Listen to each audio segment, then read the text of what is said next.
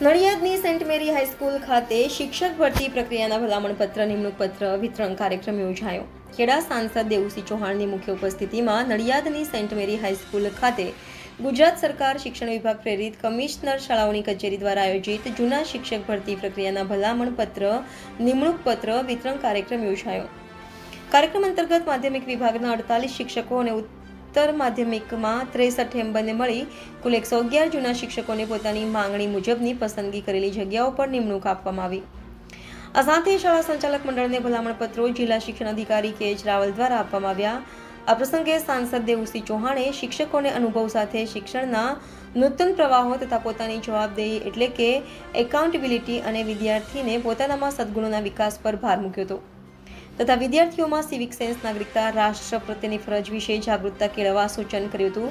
આ કાર્યક્રમમાં સંચાલન મંડળ ખેડા જિલ્લાના પ્રમુખ વિજય પટેલ, આચાર્ય સંઘના પ્રમુખ રજનીભાઈ પટેલ તથા ગુજરાત રાજ્ય આચાર્ય સંઘના ઉપપ્રમુખ દિનેશ ભટ્ટ, એજ્યુકેશન ઇન્સ્પેક્ટર રાજેશ સુમેરા ઉપસ્થિત રહ્યા હતા. Reporter Naresh Ganwani, Gujarat crime news, Nadiad.